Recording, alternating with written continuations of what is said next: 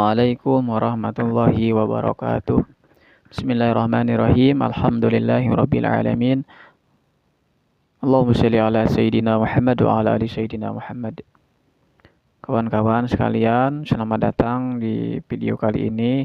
Kita akan membacakan atau mengulang tentang sholat sunnah, yaitu sholat sunnah duha, yang mana ini sangat penting kita istiqomahkan. Baik, langsung saja tidak berpanjang lebar. Yang pertama, perlu kita ketahui sholat duha ini merupakan sholat sunnah yang sangat dianjurkan kita kerjakan. Kapan waktunya, bagaimana caranya, bagaimana doa-doanya, dan apa keutamaan atau hikmah daripada sholat duha ini, sholat sunnah duha ini. Kemudian dari waktunya dulu. Waktu sholat duha ini dikerjakan pada matahari sedang naik setinggi kurang lebih 7 hasta dari bumi. Nah, ini perukuran orang zaman dulu, ulama kita zaman dulu. Kalau dikira-kira di sini kita adalah jam 7 pagi sampai waktu zuhur. Ada pula yang mengatakan mulai dari jam 6 pagi sampai waktu zuhur. Ada pula yang mengatakan selepas waktu isyraq. Di subuh kan kita menunggunya, dia ada namanya sholat isyraq. Nah, di waktu isyraq itu,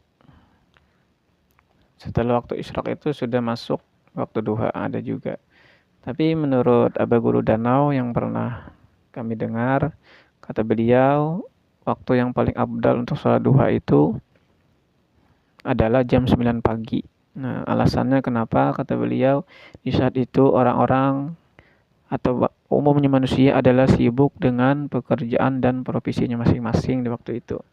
Nah, di saat itu kita menghadap Allah, sholat duha, meminta sesuatu hal, mendekatkan diri kepada Allah, insya Allah itu lebih cepat diijabah doa-doa kita. Nah, adapun menurut kebanyakan waktu yang afdal itu juga dikerjakan antara jam 8 sampai dengan jam 9. Itu masalah waktunya. Kemudian tata caranya, dari lafaz niatnya, usolli sunnatad duha rak'ataini lillahi ta'ala. Sahajaku sembahyang sunat duha 2 rakaat karena Allah Ta'ala. Kemudian masalah bacaannya, setelah Fatihah pada rakaat pertama dianjurkan membaca surah wasyamsi wadduhaha, dan di rakaat kedua setelah Fatihah membaca wadduha wallaili idza saja. Jika kita tidak hafal, boleh rakaat pertama kita ganti dengan surah yang kita hafal. Semisal surah Al-Kafirun atau surah Qul huwallahu ahad pada rakaat keduanya. Nah, adapun bacaan caranya yang lain-lainnya itu sama dengan kita sholat pada umumnya. Nah, tergantung niatnya saja, berbeda di niatnya saja. Kemudian nanti dua rakaat kita salam. 2 rakaat salam, 2 rakaat salam. Adapun masalah jumlahnya paling sedikit 2 rakaat sampai dengan 8 rakaat. Bahkan ada yang 12 rakaat. Bahkan ada yang mengatakan sebanyak yang dikehendaki. Nah, cuman yang masyhur di kita adalah minimal 2 rakaat, paling banyak adalah 8 rakaat atau 12 rakaat. Kemudian doa sholat duhanya,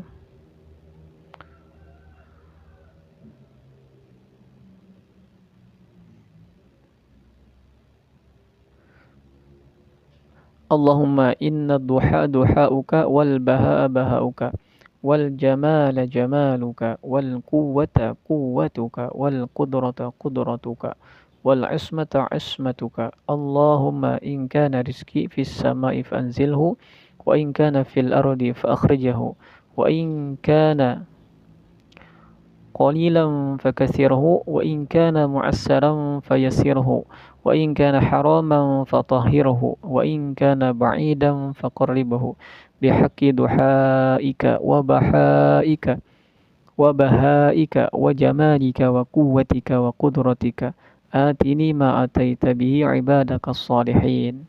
Nah, itu doa setelah selesai sholat duha. Kemudian lagi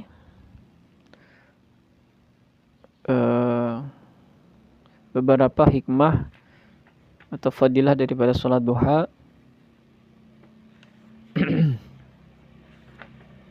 Yang pertama adalah sebagai sedekah.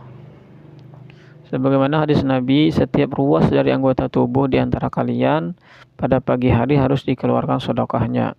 Setiap tasbih adalah sedekah, setiap tahmid adalah sedekah, setiap tahlil adalah sedekah, setiap takbir adalah sedekah, menyuruh pada kebaikan adalah sedekah, dan mencegah kemungkaran adalah sedekah.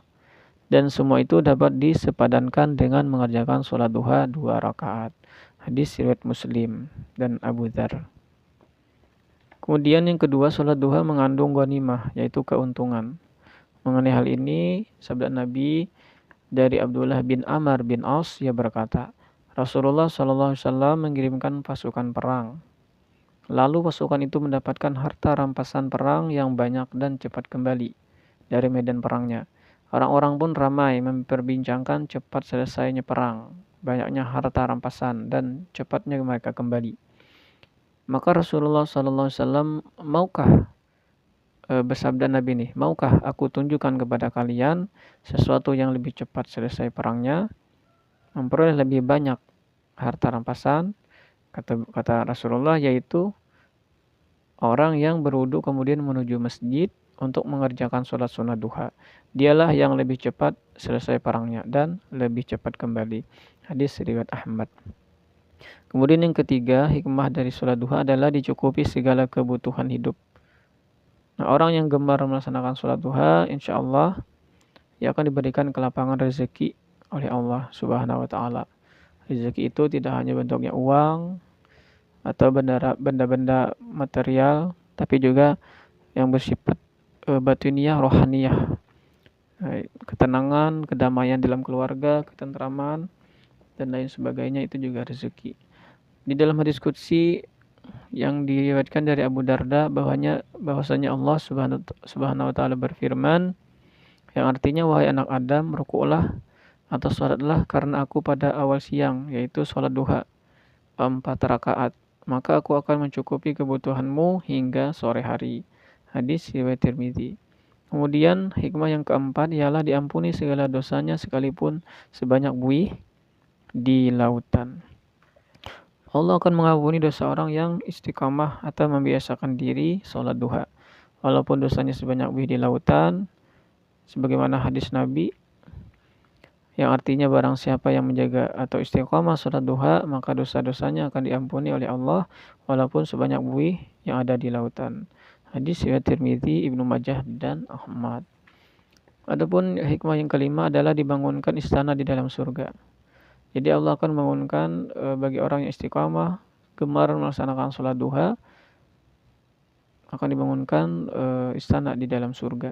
Sebagaimana hadis Nabi yang artinya barang siapa sholat duha 12 rakaat, maka Allah akan membangun baginya istana dari emas di surga. Hadis riwayat Tirmidzi dan Ibnu Majah. Nah, itu daripada hikmah sholat duha. Mudah-mudahan kita istiqamah melaksanakan sholat duha di pagi hari. Kalau bisa jam 9 lebih afdal. Kita meminta di sana. Kemudian ada lagi anjuran bacaan yang dibaca yang diperbanyak setelah melaksanakan sholat duha, yaitu membaca ya Fatah ya Razzaq sebanyak-banyaknya. Ya Fatah ya Razzaq, ya Fatah ya Razzaq, ya Fatah ya Razzaq. Dianjurkan memperbanyak itu. Kemudian nanti baru membaca doa sholat duha. Nah, itu saja mungkin pada kesempatan kali ini. Mudah-mudahan kita termotivasi untuk melaksanakan sholat duha yang insya Allah mengandung keberkahan yang luar biasa. Demikian, salah tidak mohon maaf. Wassalamualaikum warahmatullahi wabarakatuh.